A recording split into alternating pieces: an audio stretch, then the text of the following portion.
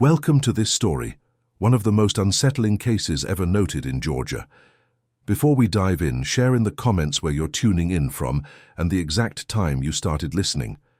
It's always interesting to see the different places and hours of the day or night where these stories reach. Let's begin. The summer of 1905 pressed hard upon the red clay hills of northern Georgia, thick with dust and humidity that clung to every breath. At the edge of Barrow County stood the Caldwell estate, a sprawling two-story home once admired for its wide veranda and proud oak-lined drive. By the time this story begins, the place was already half forgotten, its paint curling like dry parchment and its shutters hanging loose. The Caldwell family had been among the early landowners in the region, known for their cotton and tobacco holdings. Samuel Caldwell, the patriarch, was said to have purchased the land from a neighboring farmer in 1871, not long after returning from the Reconstruction-era turmoil. His fortune grew rapidly, but so did whispers of deceit and ruthless dealings, debts left unpaid, tenants displaced, and one overseer who disappeared without explanation. Local archives mention that the Caldwell name first appeared in tax ledgers of 1872, alongside notes of agricultural expansion and labor disputes. That detail would later catch the attention of journalists decades afterward, particularly those studying the racial tensions that led to the Atlanta unrest of 1906, an event chronicled in state records, and notably in the Wikipedia article on the 1906 Atlanta race massacre. Though unrelated directly, the two histories share the same soil and time, the uneasy Georgia summers where anger, greed, and secrets often fermented together. Neighbors described the Caldwells as polite yet distant. Mrs. Ada Caldwell rarely left the property, claiming fragile health. Their son, Thomas, was seen occasionally at the train depot, always in a rush, carrying ledgers and sealed envelopes. The family's servants, mostly hired from nearby farms, changed frequently. One woman, Sarah Bell, recorded in a 1903 affidavit, spoke of hearing voices in the root cellar when no one was down there. Her statement, dismissed by local authorities, would later resurface when the estate was abandoned. On the evening of September 3, 1905, a traveling merchant named Lyle Cormer stopped at the Caldwell home seeking water for his horse. He claimed that Thomas Caldwell met him at the gate and refused entry, his face pale and nervous. No visitors past dusk, Thomas reportedly said, before turning sharply back toward the house. The merchant later told a county clerk that he saw another figure, a woman in white, standing behind a curtain on the upper floor. Yet, records show Mrs. Caldwell was bedridden that week. By early October, the first real alarm sounded.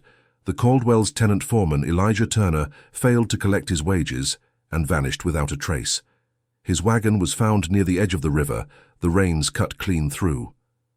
Townsfolk whispered, but no one dared approach the estate. What began as rumor would soon turn into one of Georgia's most disturbing case files, one that investigators and later historians studying early 20th century unrest would link, symbolically, to the same decay of conscience described in studies of the Atlanta tragedy just a year later. The Caldwell estate was no longer just a house. It had become a shadow in the county's collective memory, its story sealed beneath layers of silence and suspicion. The weeks following Elijah Turner's disappearance sank the Caldwell estate deeper into rumor. October brought heavy rains, and the dirt road leading to the property turned to red muck, cutting it off from the nearby township of Statham. The sheriff, John Renfrew, rode out once to question Samuel Caldwell about the missing foreman. His notes, preserved in the Barrow County archives, describe a nervous household, quiet to the point of unease. Renfrew recorded that Samuel refused to let him inside, claiming his wife was ill, and that the servants had been dismissed due to sickness. Neighbors recalled seeing lights flicker in the house long past midnight, followed by the low hum of machinery, strange for a family no longer running their mill. One night, a farmhand named Luther Parris swore he heard cries carried over the fields. He told a friend, "It weren't animal nor man, but something trying to speak through the earth." The quote, though sensational, was printed in the Statham Chronicle on November 8, 1905. By December, even the mailman refused to deliver to the Caldwell gate. Letters began piling up at the post office, mostly invoices one addressed to a Thomas C. from a shipping firm in Savannah. The county clerk's office would later find bank ledgers showing large withdrawals under the Caldwell name, yet no record of purchases or deposits elsewhere. That missing money remains one of the great puzzles of the case. It was during this same period that a historian from Atlanta, Professor Reuben Lathrop, was compiling research on post-Reconstruction land disputes, some of which paralleled the tensions that would later culminate in the 1906 Atlanta race massacre. In one of his letters dated December 1905, Lathrop referenced a troubling estate north of Athens where profit and guilt seem bound together. His note, preserved in the University of Georgia archives, is considered the earliest academic reference to the Caldwell affair. In late winter, an itinerant preacher, Reverend Amos Brine, was said to have stopped at the property, offering prayer and charity. His account survives in a pamphlet published in 1907, where he wrote, "The old man's eyes were hollow with fear. He spoke of sins buried deeper than his roots." Within days of his visit, Samuel Caldwell fell ill and was not seen in public again. The estate gates remained shut. The local paper ran one final notice that year. Caldwell property, unattended, taxes in arrears. After that, silence. But those who lived nearby began to report a smell, sweet and metallic like rotting fruit, seeping from the direction of the house each morning. A farmer named Dillard testified later that he saw smoke rising from the rear field and two men digging near the riverbank. When asked why he hadn't investigated, he answered simply, "In that family, sir, curiosity was the shortest path to sorrow." As winter turned to spring, the Caldwell name disappeared from church records and the family ceased to attend services. The sheriff's second attempt to reach them in March 1906 would uncover something no one in Barrow County could have imagined, something that would finally draw the eyes of the state and its capital, just as the social unrest chronicled in the Wikipedia reference on the 1906 Atlanta race massacre began to unfold. By March of 1906, Sheriff Renfrow assembled a small team of deputies and rode once more toward the Caldwell estate. The air was cold that morning, and the low fog over the river carried the scent of pine and wet soil. Local residents refused to accompany them. Even the blacksmith who usually handled the county's horses crossed himself when the name Caldwell was spoken. When Renfrow and his men reached the property, the gates were ajar, swinging slowly in the wind. The front lawn was overgrown, and the veranda sagged under its own weight. Inside, the house was still. Newspapers and unopened letters lay in a heap by the door. A half-eaten meal sat congealed on the dining table, its silverware blackened by tarnish. Upstairs, every mirror was turned toward the wall. Deputy James Grady noted in his report that the entire upper corridor smelled faintly of vinegar and camphor, as if someone had tried to mask another stronger odor. Behind a locked door at the end of the hall, they found the master bedroom. The curtains were drawn, the bed unmade. On the dresser, beside a cracked photograph of Ada Caldwell, sat a notebook filled with neat handwriting, entries describing debts settled and accounts erased. The final note, dated February 28, 1906, read, "What's buried cannot be redeemed by gold or grace. In the cellar below things were worse. Mud clung to the floor in uneven clumps, and the faint trickle of water echoed from a cracked pipe. There, beneath a pile of lumber, the sheriff's men discovered two shallow graves. The first held the remains of a man in work clothes, believed to be Elijah Turner, the missing foreman. The second was more puzzling, a smaller grave containing bones too deteriorated for clear identification. The coroner's records list them only as unknown female, likely adult. News of the discovery spread quickly through Barrow County. The Athens Banner printed a cautious headline, "Bodies found on Caldwell Estate. Sheriff investigates." But local gossip moved faster than any newspaper. Some claimed the family had practiced occult rituals. Others whispered that the Caldwells had poisoned their workers to avoid paying wages. Sheriff Renfrow dismissed these as nonsense, yet his own notes revealed doubt. Within days of the discovery, all remaining members of the Caldwell family were gone. A neighbor swore he saw Thomas boarding the night train to Augusta under a false name. Ada Caldwell's whereabouts were never confirmed. Some believed she died on the property, others that Thomas took her away in secret. Samuel, too ill to travel, was presumed dead. Though no burial record exists in county ledgers, Professor Lathrop, the Atlanta historian previously mentioned, revisited the case that April while studying the moral decay of Georgia's gentry class, an issue he connected loosely to the civic unrest described in the Wikipedia article on the 1906 Atlanta race massacre. In his papers, he noted that the Caldwells serve as a microcosm of greed unchecked, wherein men measure salvation by ledger lines and find hell in their own fields. The sheriff sealed the property soon after. County clerks inventoried the remaining assets. A few ledgers, a crate of jewelry, and deeds to land now overrun by weeds. Yet for months afterward, those who passed the estate claimed to see candlelight moving behind the windows long after midnight. By summer's end, the Caldwell house stood empty once more, its silence deeper than before, like the earth itself was holding its breath, waiting for something buried to stir again. By early autumn of 1906, the Caldwell estate had become a place of dread. The county posted guards at its entrance, yet none stayed long. Each man complained of noises under the soil and lamps dimming without wind. Sheriff Renfrew, weary and near retirement, wrote his final report in October. It ended with one unsettling line: "The land rejects the truth."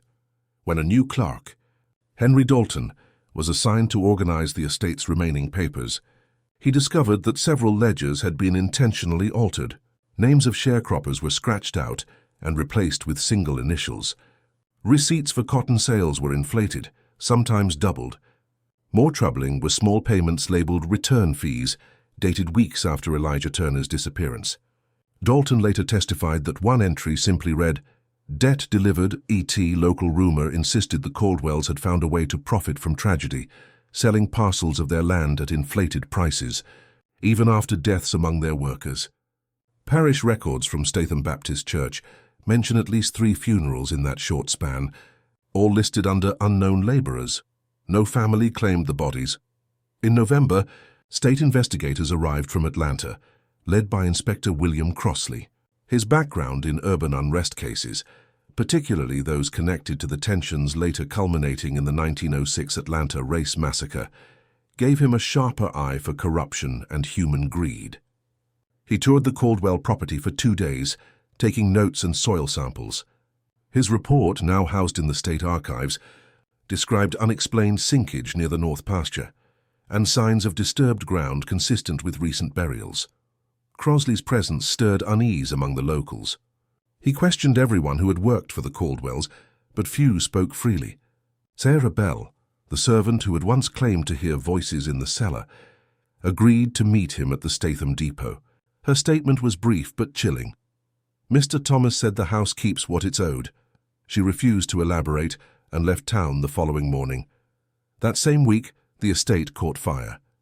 Witnesses saw flames leap from the upper windows shortly after dusk. The nearest water wagon arrived too late. By dawn, the house was gone, reduced to a skeleton of brick and charred beams. Investigators found no human remains inside. Sheriff Renfrew, though officially retired, returned to witness the ruin. He was heard muttering, "It burns the way it lived, hungry." The cause of the fire was never proven. Some speculated arson, others a lightning strike. But what puzzled Crossley was what lay beneath. Amid the ashes, his team found iron nails bent into shapes resembling crude symbols, arranged near what had been the cellar entrance. No one could explain their purpose. After the fire, the county auctioned the land to recover unpaid taxes. Few bid. The property changed hands 3 times in 2 years, each new owner leaving after reports of strange sounds and livestock refusing to graze near the old foundation. Years later, Professor Lathrop, still referencing the Caldwells in his lectures on Georgia's moral decline, remarked that their downfall mirrored the social fractures he saw in Atlanta. His students recalled his words, "When greed consumes the family, it consumes the state as well." It was a sentiment that echoed eerily through the halls of the burned Caldwell home, where only the wind remained to tell its story. By the spring of 1907, nature had nearly reclaimed what was left of the Caldwell property. Kudzu vines crept through the fallen beams, and the old brick chimney leaned as though weary from holding too many memories. A fence of rusted wire marked the boundary, though few dared cross it. For locals, the burned estate had become less a ruin than a warning. a monument to greed gone rancid. County archives from that year mention a young surveyor, Isaac Merrin, who was sent to assess the land's value for resale. His diary, discovered decades later, provides a rare first-hand account. He described the soil as sour, the air unnaturally still, and the foundation shifted, like a thing uneasy in its rest. Merrin also recorded finding fragments of melted glass in what he thought were pieces of porcelain near the cellar site. He took one shard back to his lodging in Winder, but the next morning it had vanished. The innkeeper claimed he'd heard Merrin rise before dawn and leave muttering about voices in the walls. He never returned to the job. Meanwhile, the investigation into the Caldwell family's finances deepened. Inspector Crosley's successor, a stern accountant named Doris Whitley, unearthed a set of correspondence between Thomas Caldwell and a shipping firm in Savannah, the same name that had appeared on the undelivered letter months earlier. The letters discussed crates marked machinery parts, though records from the docks showed the cargo contained sealed barrels of quicklime. Whitley concluded that Thomas had likely used it to destroy evidence, perhaps even remains. That summer, newspapers ran follow-up stories, attempting to link the Caldwell case to a broader pattern of moral and economic decay spreading through Georgia's upper class. The Atlanta Constitution drew direct comparisons between the Caldwell scandal and the social tensions still resonating from the 1906 Atlanta race massacre, observing how the same avarice that divides a city can rot a family from within. The article cited historians like Lathrop, who argued that the Caldwell's fall illustrated the price of unchecked dominion in a wounded land. Despite the attention, no official charges were ever filed. The family line seemed to dissolve into rumor. One unverified report claimed Thomas was seen working under another name at a foundry in Macon. Another said Ada Caldwell's grave had been spotted behind a churchyard near Augusta, though the stone was unmarked and later removed. By 1908, the Caldwell property was sold to a merchant from Athens, Eli Tanner, who intended to build a cotton warehouse. He abandoned the project within 6 months, citing labor troubles and unexplained noises after dusk. His foreman's letter to the county clerk ends abruptly. "We hear someone walking when there's no one there." The house burned, but something stayed. Locals soon began calling the site Caldwell Hollow. Travelers passing by at night swore they saw a dim glow rising from the ground where the house once stood, like embers refusing to die. The legend spread, and though the county tried to dismiss it as superstition, the hollow became a place avoided by hunters, farmers, and even stray dogs. Even now, the Caldwell story lingers in quiet conversation, half history, half warning, its shadow stretching from those forgotten fields to the uneasy conscience of Georgia itself. By 1909, Caldwell Hollow had settled into that strange half-life where history fades into folklore. Children dared each other to walk the overgrown path to the ruins, and older residents crossed themselves when the wind shifted from the east. In the courthouse ledgers, the land remained listed as unproductive. Yet every few months, someone would come forward claiming to have heard something, faint knocks at night or low murmurs carried by the river. That year, Dr. Amos Ridley, a physician and amateur historian from Athens, visited the site during a broader study of post-Reconstruction family estates. His work would later appear in the Georgia Historical Quarterly and reference both the Caldwell affair and the growing unrest that had shaken Atlanta just a few years earlier. The same event documented in the Wikipedia record of the 1906 Atlanta race massacre. Ridley described the hollow as an open wound, where the moral infection of greed still seeps into the soil. Ridley's field notes, preserved at the university, paint a vivid picture. He wrote of scorched trees surrounding the cellar foundation, their bark twisted as though from lightning, though no strike had been recorded that year. He collected soil samples and claimed they smelled faintly of ash and iron. One passage reads, "I felt watched, though no birds stirred." When he returned to town, he fell ill with fever for 3 weeks and abandoned the project. Meanwhile, a farmer named Caleb Pruitt leased part of the land for grazing. Within 2 months, he reported 3 missing cows and a mule that refused to cross the northern field.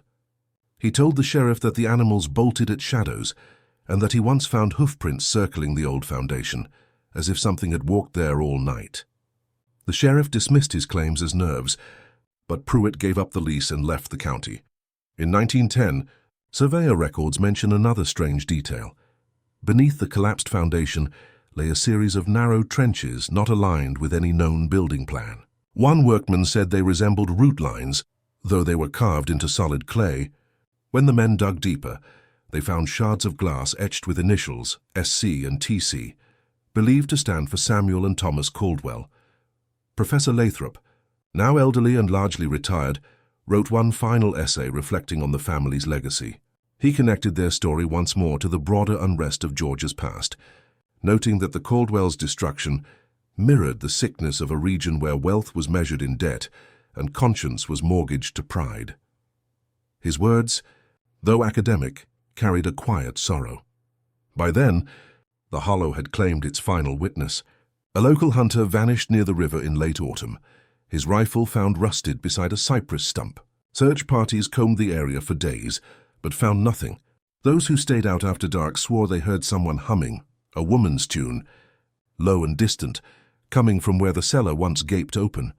The county finally fenced off the property, citing public safety concerns, but no one truly believed the danger was physical. To the people of Barrow County, Caldwell Hollow wasn't cursed by ghosts. It was cursed by memory, by the sins that refused to stay buried, and perhaps, as Ridley once wrote, by the greed that turned soil into silence. By 1911, Caldwell Hollow was more rumor than location, its edges blurred by time and fear. The road that once led there had nearly vanished beneath creeping vines. Locals said that if you found it by mistake, you'd feel the air grow colder before you even saw the remains. The county no longer maintained it. The map showed only a faint line through the pine forest, marked private. That same year, the property caught the attention of Martha Ellery, a schoolteacher from Windsor with an interest in genealogy. She had inherited a bundle of family documents, among them a ledger bearing the name Caldwell, a distant branch she hoped to trace. Her letters to the Barrow County Historical Office describe her first visit to the site in May 1911. She wrote of standing at the threshold of the old gate, feeling as though the earth remembered something it wished to forget. Ellery spent 2 weeks examining records in nearby courthouses and discovered a curious pattern. Several deeds had been reassigned to shell companies under false names between 1898 and 1904, likely an attempt by Thomas Caldwell to conceal debts. One entry, dated August 1904, transferred ownership of a parcel along the river to T. Carden, a name that never appeared again. Cross-referencing with shipping manifests, Ellery found that the same alias had been used to purchase quicklime barrels in Savannah, the same shipments earlier investigated by Inspector Whitley. Her findings reignited public interest. Newspapers ran small columns revisiting the case, often pairing it with reflections on how greed and secrecy continued to haunt Georgia's past.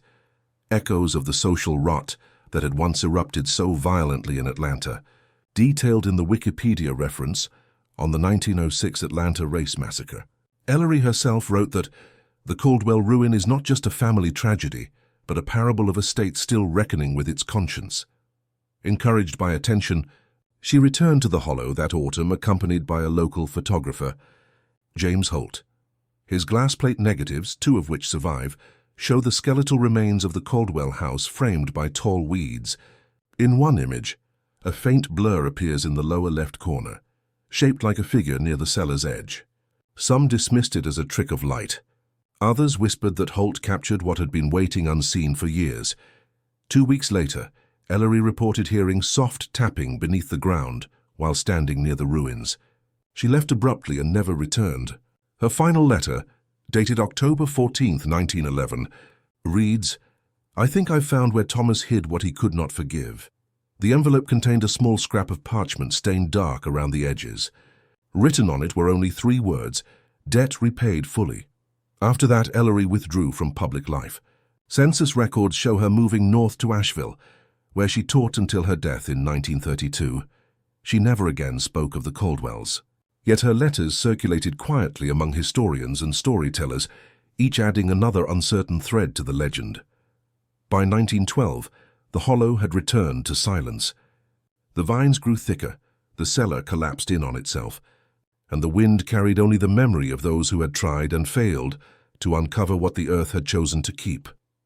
By the time 1913 arrived, Caldwell Hollow had nearly disappeared beneath the forest. Saplings sprouted through the cracked foundation, and the once clear path to the river was little more than a corridor of shadow. Travelers spoke of a stillness that began half a mile out, a hush that swallowed even the sound of their own steps. To the superstitious, it was a place where breath itself seemed unwelcome. Yet a new curiosity stirred that year, when Professor Edwin Lathrop, Jr., son of the late historian Reuben Lathrop, arrived from Atlanta to continue his father's unfinished research. Where his father had sought moral lessons, Edwin looked for evidence. He carried surveying tools, an early field camera, and a copy of his father's notes, which referred to the Caldwells as the anatomy of avarice. In his journal, he mentioned the hollow alongside the events that had shaken Georgia less than a decade earlier. The violence and paranoia chronicled in the Wikipedia entry on the 1906 Atlanta race massacre. Both, he believed, stemmed from the same sickness, the hunger to own and to erase. Locals warned him not to stay after dusk. He ignored them. For 2 nights he camped beside the river, recording measurements and sketches of the ruined foundation. On the 3rd, his assistant, Jonas Vickers, claimed to have heard footsteps outside their tent just before dawn. When they searched the area, they found no prints, only the faint impression of something heavy having dragged across the wet ground. Vickers refused to continue and left that morning. Lathrop stayed behind. His final report, dated June 1913, described finding remnants of a cellar wall embedded with fragments of bone. He sent samples to the university laboratory in Athens, but the shipment never arrived. The crate was discovered weeks later at a train depot in Monroe. Its label torn, the contents missing. Lathrop's colleagues dismissed his claims as exaggeration, though the professor's health declined soon afterward. In a letter to a friend, he wrote simply, "The hollow keeps accounts of its own." Meanwhile, the county renewed efforts to auction the land. A timber company placed a bid, but withdrew after their foreman, Rufus Clay, reported that his survey crew refused to work the site. Clay told the commissioners that one laborer heard a woman crying from under the roots of the oak and fled, leaving his tools behind. The story spread quickly, and once again the property returned to abandonment. In that same summer, a series of small fires broke out along the edges of the hollow. Witnesses said the flames burned in perfect circles, extinguishing themselves before reaching the trees. The county fire marshal noted no evidence of accelerants. He chalked it up to lightning strikes, though no storms were recorded that week. Professor Lathrop, Jr. died the following year from pneumonia. Among his possessions, investigators found a small leather-bound notebook. The final page contained a single line, "The greed buried here feeds still." When his notes reached the archives, they were quietly shelved beside his father's earlier writings, closing the circle on a family of scholars haunted by another family's sins. In time, even historians learned not to ask too many questions about Caldwell Hollow. Some stories, they said, are written not in ink but in soil, and soil forgets nothing. By 1915, the hollow was spoken of only in half-whispers at the Winder post office or the church steps after service. The older generation crossed themselves when the name arose, while younger men laughed nervously, claiming it was just a story to keep children off private land. Yet the county's records still listed the property as unclaimed, and each spring the tax collector marked it unpaid, as though even the state itself wanted no part in its ownership. That same year, a journalist named Elias Dorrance arrived from Savannah. He had made a reputation for writing about forgotten scandals and came to Barrow County hoping to publish an article titled "The Curse of Caldwell Hollow." Dorrance was no believer in superstition. His goal was to expose corruption and family greed. But what he found unsettled even him. He spent his first night lodging with a farmer, Mrs. Ruth Timmons, whose property bordered the hollow. She warned him that travelers who lingered after dark came back wrong or not at all. Dorrance dismissed it, telling her he was there for truth, not ghost tales. The next morning he walked to the site, noting in his journal that the air feels heavy, as if carrying unspoken things. Dorrance described the ruins much as others had, vines swallowing the foundation, the well collapsed inward, the surrounding oaks blackened near the base. But one entry in his notebook stood out. He wrote of discovering a shallow trench leading toward the river, lined with stones that formed what appeared to be letters. He traced them carefully, SC, and beneath it, debt. The river current had washed most of it away, but he believed the markings were deliberate, perhaps the final work of Thomas Caldwell himself. On his third day, Dorrance claimed to hear what sounded like a child laughing among the trees. When he called out, the sound stopped abruptly. He recorded, silence fell like ash. That evening, he returned to town pale and trembling. Mrs. Timmons said he spent the night pacing, muttering about breathing earth. The next morning, Dorrance boarded the train to Savannah without finishing his investigation. Weeks later, his editor received a short letter enclosing 2 photographs and a single line. The ground there remembers more than people do. He never published the article, and within a year he left journalism altogether. His photographs survived, later archived by the Georgia Historical Society. One image shows the hollow from the ridge above, harmless, quiet. The other, under magnification, reveals faint smudges along the tree line resembling figures, blurred and half-seen. Scholars debate whether it's merely an exposure flaw, yet the effect remains unsettling. When later researchers reviewed Dorrance's notes, they noticed he referenced the Caldwell case in connection with other moral declines in early 20th century Georgia, the same undercurrents of greed and denial that historians associated with the 1906 Atlanta race massacre, as chronicled in the Wikipedia record. Dorrance believed both stories reflected a single truth: the past doesn't die, it bargains. By late 1916, nature had reclaimed the hollow entirely. Only the stone well rim remained visible, moss-covered and sinking deeper each year. Locals said you could still hear a faint echo if you dropped a pebble down, but no splash ever came. It was as if the earth had sealed its mouth around the Caldwell family's sins, swallowing even the sound of confession. By 1917, Caldwell Hollow had settled into the quiet rhythm of the forgotten. The war overseas dominated headlines, and the tragedies of rural Georgia seemed like relics of another age. Yet deep within Barrow County, a few still spoke of the hollow as if it were alive, an open wound that never fully closed. That spring, the property briefly resurfaced in county attention when Deputy Marshal Aaron Greeley was assigned to verify abandoned lands for reassessment. His report, filed in June 1917, reads like something between a field log and a confession. Greeley described approaching the site under a dry red sky, his horse refusing to cross the final stretch of road. He tethered it near the tree line and continued on foot. In his notes, Greeley mentioned finding fragments of rusted metal scattered along the old foundation, perhaps remnants of farm tools. But what caught his attention were the faint outlines of boot prints pressed into the hard soil, leading toward the remains of the cellar. The impressions were fresh, made within days. He searched the area for squatters, but found no signs of campfires or provisions. What he did find was a length of iron chain embedded halfway into the ground, as though it had melted there. That night, Greeley stayed at a nearby boarding house, where he told the keeper he'd heard a low humming in the hollow, a tune like someone working without rest. She advised him not to return. The next day he ignored her and went back to complete his survey.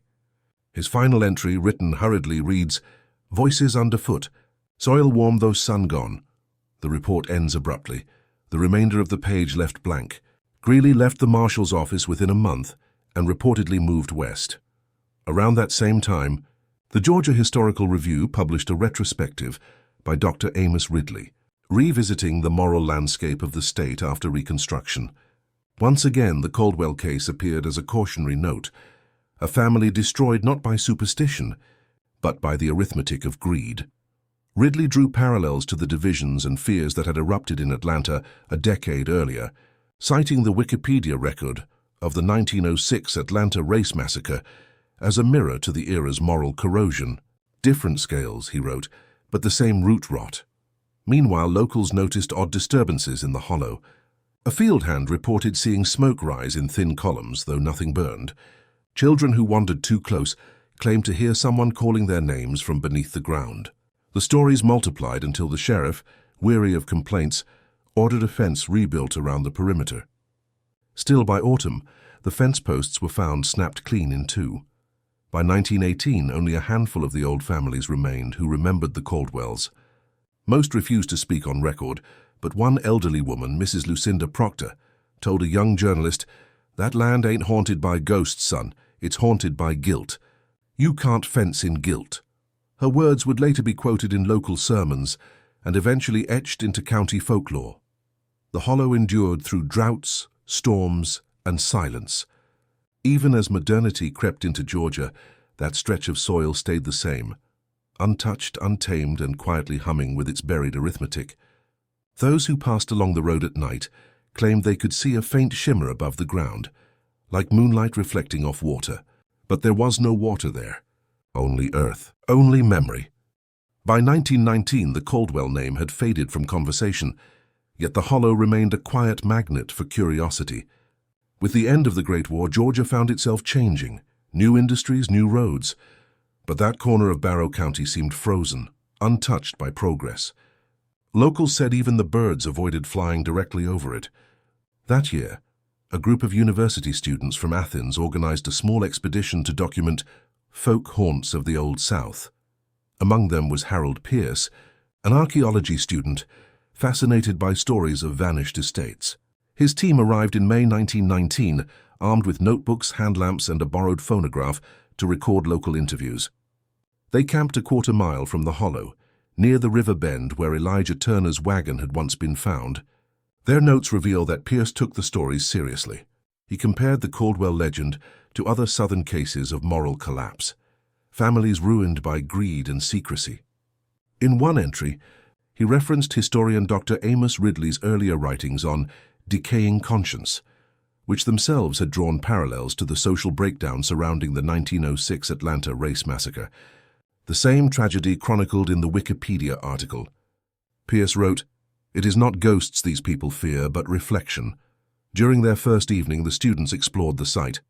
They discovered fragments of scorched brick and what seemed like a collapsed stairwell. Pierce believed it led to the old root cellar mentioned in Sheriff Renfrow's records.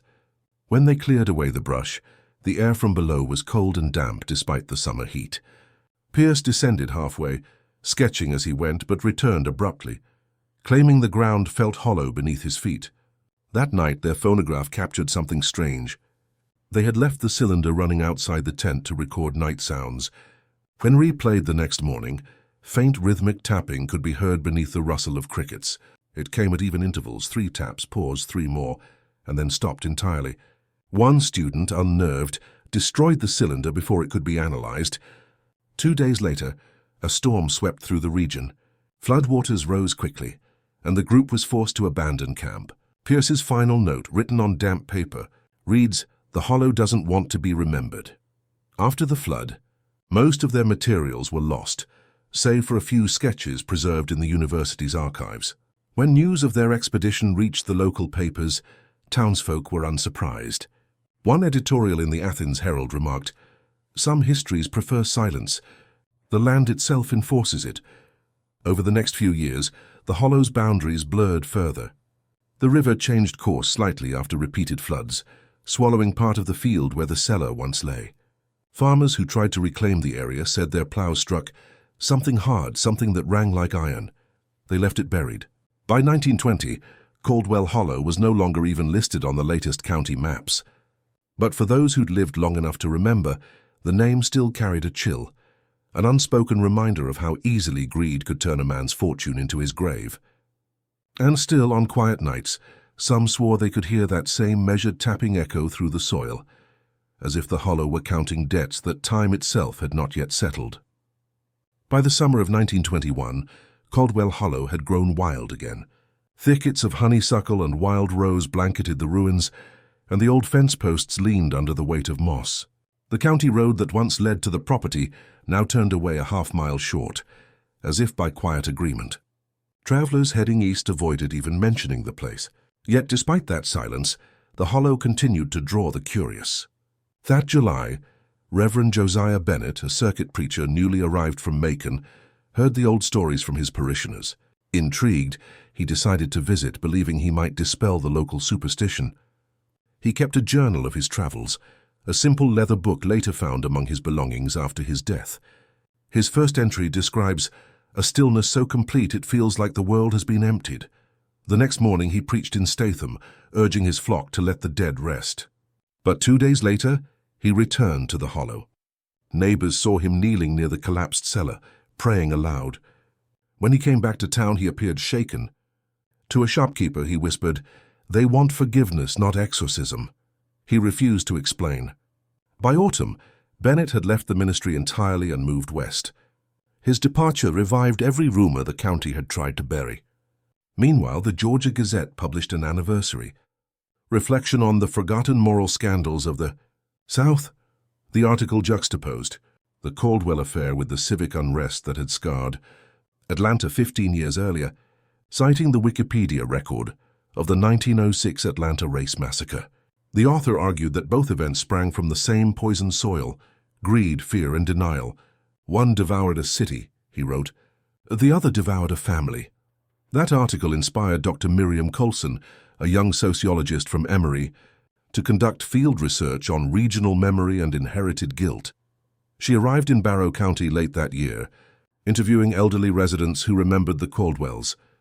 Most refused to walk near the ruins, but one, an old carpenter named Abel Ward, shared a story.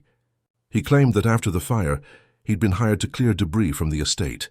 Beneath a layer of ash, he found a lockbox fused shut. When he pried it open, it held only blackened coins and a scrap of parchment with the words, "Paid with blood." Dr. Colson documented his account, though she doubted its accuracy. Still, she noted the consistency among witnesses, how all spoke of warmth in the ground, the same rhythmic tapping, the faint metallic scent. Her report concluded, "The Caldwell legend functions as a mirror for the region's conscience, not its superstition." It was published privately in 1922 and soon forgotten. By the end of that year, heavy rains flooded the area once again, washing away the last visible remnants of the cellar. Locals took it as a final act of mercy, yet on clear nights when the wind passed through the trees in that low sighing way, they said it still carried a faint whisper, like a ledger being turned page by page. The hollow no longer appeared on any survey, yet the land was not truly lost.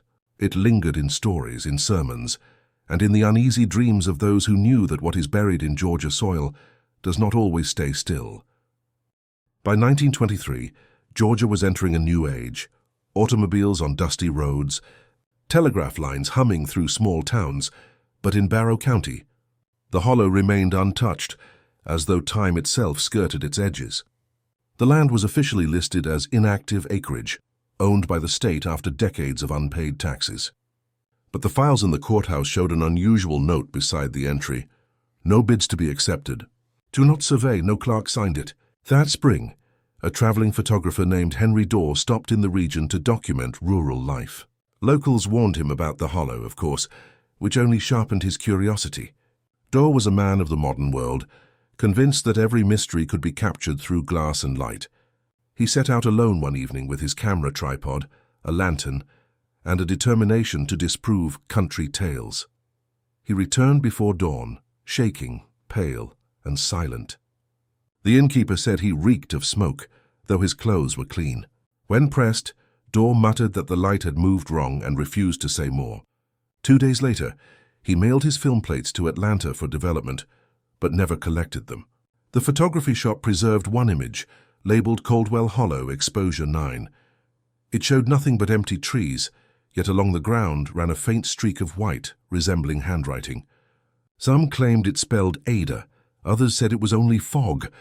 That same year, an archivist at the University of Georgia, Lydia Corbin, began compiling oral histories from across the state. She included a section titled The Hollow That Swallowed Its Own. Corbin connected the legend to recurring themes in Georgia's moral history, echoing her predecessors, Dr. Ridley and Professor Lathrop. In one passage, she drew a direct comparison to the wounds left by the 1906 Atlanta race massacre, as recorded in the Wikipedia reference, noting that, whether by mob or by family, greed breeds silence and silence becomes its own punishment. Her research uncovered a forgotten newspaper clipping from 1908, referencing unsettled accounts of the Caldwell estate and a sheriff's notice to locate Thomas Caldwell. No follow-up appeared. Corbin wrote that the omission felt deliberate as if the state itself preferred erasure. During her visit to Barrow County, Corbin stayed with the same Mrs. Proctor, who had once told journalists, "You can't fence in guilt." The elderly woman was frail now but sharp-minded. She claimed that on still nights, she could see faint light moving along the ridge where the house once stood. "It's not fire," she said. "It's memory burning." Corbin's field notes end abruptly after that entry. A later annotation in her papers mentions a severe storm that swept through the area the night she planned to photograph the site. The next morning she left for Athens, refusing to speak of her visit again. Colleagues said she appeared deeply changed, quieter, withdrawn, her lectures shadowed by unease. By the close of 1923, the Hollow's legend had matured into local scripture, a story told to children beside winter fires, always ending with the same line, "Don't take what isn't yours, or the ground will remember." It became less a ghost story than a warning stitched into the fabric of the county's conscience. And though the world moved forward, those who lived near the river still swore that some nights, when the fog hung low, the air seemed to hum, not with threat, but with a kind of patient counting, as if the land were still balancing its books. By 1924, Barrow County was changing faster than its people could keep up. A new rail spur was being built toward Winder, and with it came talk of industry, progress, and paved roads. Yet none of those things reached Caldwell Hollow. The workers refused to lay track through that stretch of forest. Their foreman Albert Munro wrote in a frustrated report, "Every crew quits by nightfall. They say the ground hums." That same year, the Georgia Historical Review prepared a feature on vanished estates of the Old South. The editors requested local contributions, and one came anonymously, a 6-page letter describing the final years of the Caldwell family.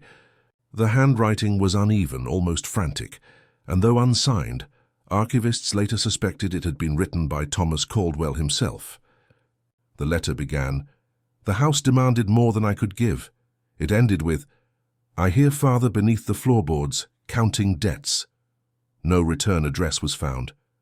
When historians compared the handwriting with known documents from the 1890s, the match was inconclusive. Yet the letter reignited interest in the case. It also drew comparisons once again to the social decay described in accounts of the 1906 Atlanta Race Massacre, that grim event, preserved in the Wikipedia record, which scholars use to explore the moral unraveling of Georgia's early 20th century. Both stories, one urban and one rural, shared the same shadow, a greed that turned brother against brother. Meanwhile, strange disturbances returned to the Hollow. Timbermen cutting near the river reported tools vanishing overnight and fresh footprints appearing in the mud beside their camps.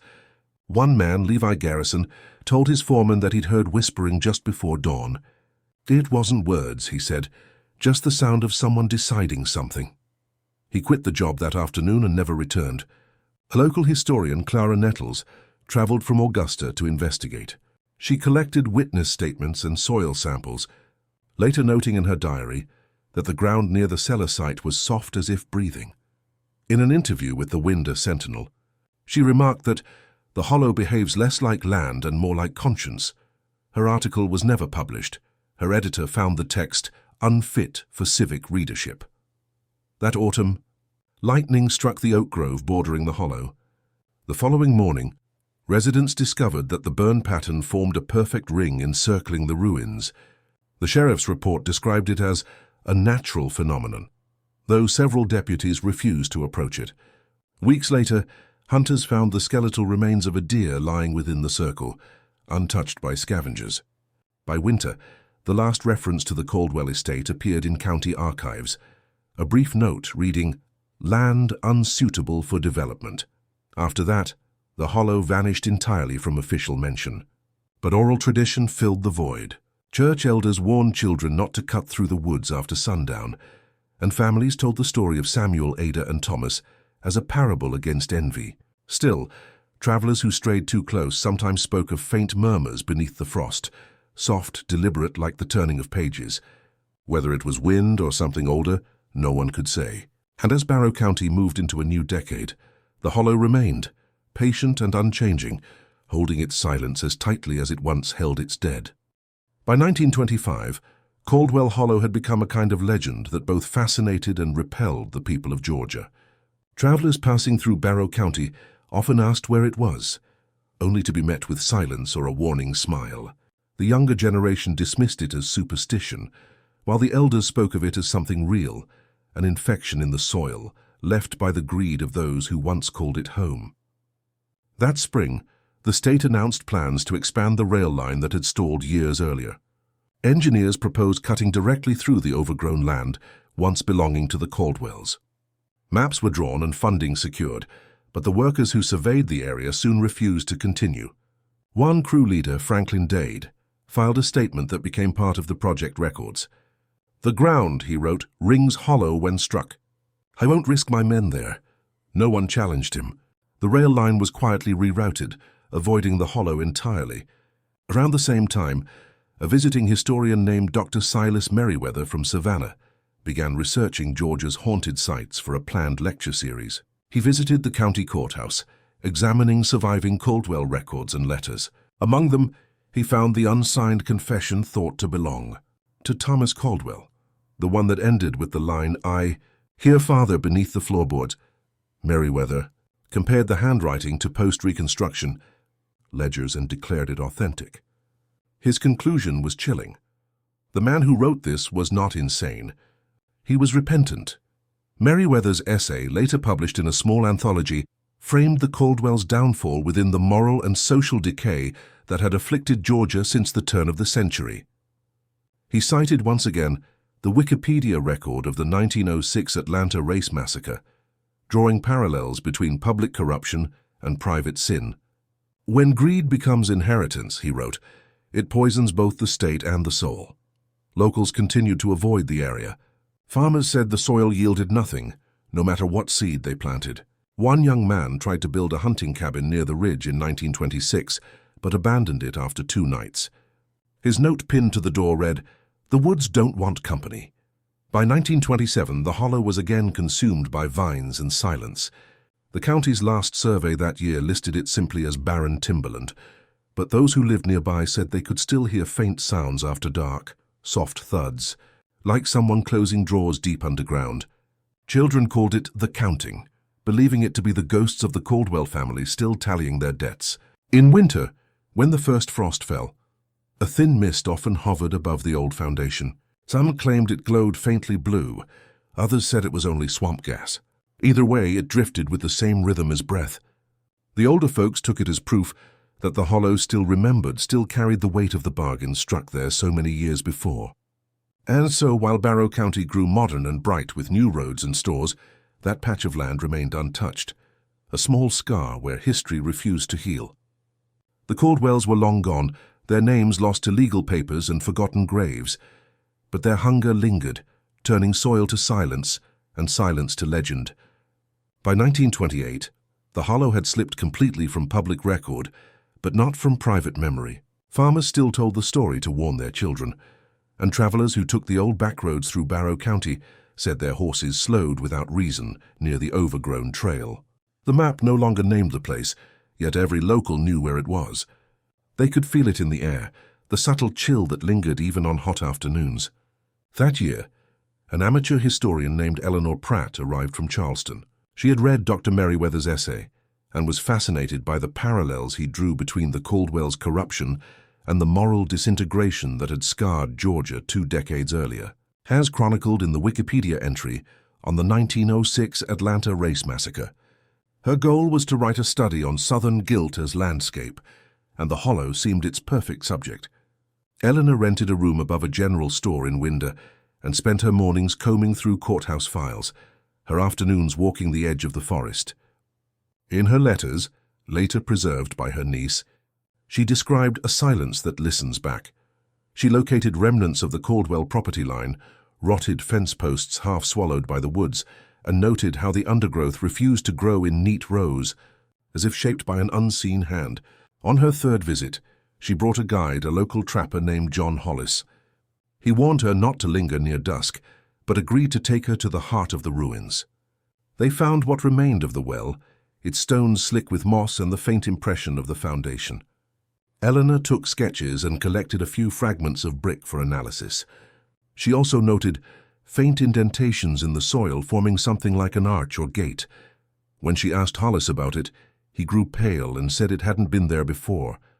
That night, thunder rolled across the hills though no rain fell. From her window in town, Eleanor wrote that she could see a dim flicker between the trees, like the glow of a lantern swaying gently. She assumed it was a farmer or hunter, but at dawn when she returned to the general store, Hollis was waiting outside, hat in hand. He told her quietly that his traps had all been sprung and his tools scattered in a perfect circle near the ruins. "Something's moving there," he said, "but it ain't people." Eleanor left Barrow County within a week. Her manuscript remained unfinished, though her notes contained a final, haunting observation: "The hollow doesn't haunt, it reminds." Decades later, her niece would publish those words as the epigraph of a collection on forgotten Southern folklore. Meanwhile, the hollow lay undisturbed once again. The trees grew taller, the soil sank deeper, and the faint hum that had been whispered about for 20 years became something subtler, an echo more felt than heard. Only the oldest residents remembered what the silence meant. To them, it was the sound of a story still waiting to be paid in full. By 1929, Caldwell Hollow existed more in whispers than in geography. The Great Depression had begun to creep through Georgia, tightening its grip on towns and farms alike, and most people had more pressing worries than the fate of a forgotten estate. Yet somehow, when talk turned to loss or ruin, someone would inevitably murmur, "It's the Caldwell curse," and the room would grow quiet. That year, a WPA cartographer named Martin Keene was assigned to update county boundaries for the federal mapping program. His job was simple: locate, measure, and record every parcel of land. When he came across the inactive acreage in Barrow County, he assumed it was abandoned farmland. Locals told him otherwise. The older ones refused to go with him. The younger laughed and said he'd find nothing but trees. Keene reached the hollow in late summer. His field notes, archived decades later, read like fragments of an uneasy dream. Ground uneven, feels soft under step. Compass needle shaking. Not magnetic interference, something else. He camped there one night, and in the margin of his journal he scrawled, "There's a rhythm under the earth, like breath." When Keene returned to his supervisor in Athens, he seemed distracted, reluctant to discuss the survey. His final map draft showed a blank space where Caldwell Hollow should have been. No roads, no rivers, no borders. When asked why, he said quietly, "Some places aren't meant to be drawn." The section remained blank in the official 1930 state atlas, the only void in an otherwise complete record. That same year, a columnist from the Atlanta Journal, Rebecca Hall, wrote a reflective piece on Georgia's vanishing families. In one paragraph, she mentioned the Caldwells, tying their story to the moral and social unraveling seen across the state in the early 1900s. She compared their downfall to the same greed and racial tension that had exploded in the 1906 Atlanta race massacre, citing the Wikipedia chronicled accounts as a moral backdrop. "Whether in the city or the countryside," she wrote, "the hunger for power leaves its mark not on paper, but on the land itself." Her words briefly revived public interest. A few travelers ventured out to find the hollow, following old maps and local directions. None found anything recognizable, only stretches of wild forest where the ground dipped strangely and the air grew cold for no reason. One visitor, a school teacher from Monroe, later described the experience in a letter. It was like walking over a story that had buried itself. By autumn, the tale of the Caldwells faded once more into the rhythm of rural life. Farmers tended their fields, churches filled again, and the hollow returned to its stillness. Only the crickets kept their steady, even pulse at night, echoing that same pattern others had heard before. 3 beats, pause, 3 more. To the people of Barrow County, it no longer mattered whether the story was true. The hollow had become a symbol, a quiet warning that wealth and silence, when bound together, rot whatever they touch. The land endured, but it carried the weight of its inheritance. The debts that could never be cleared, the voices that could never rest. And though most maps showed nothing at all, the locals still knew the way by instinct. Follow the bend of the river, count 3 oaks, and listen. When the wind stops, you'll know you've arrived. By 1930, Caldwell Hollow was a ghost not of people but of place. The nation was sliding into despair, and Georgia's farms were failing under drought and debt. Yet through all of it, That forgotten patch of Barrow County stayed eerily untouched, neither cultivated nor sold, as though the land itself refused new masters. The river shifted course again that year, flooding part of the low field, erasing what little trace of the Caldwell estate remained.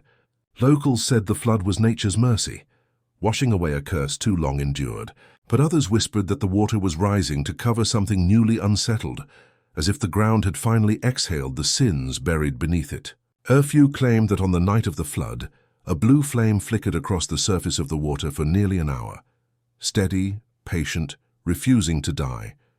No photograph captured it, but the story spread quickly, joining a century's worth of others that no record book would ever confirm.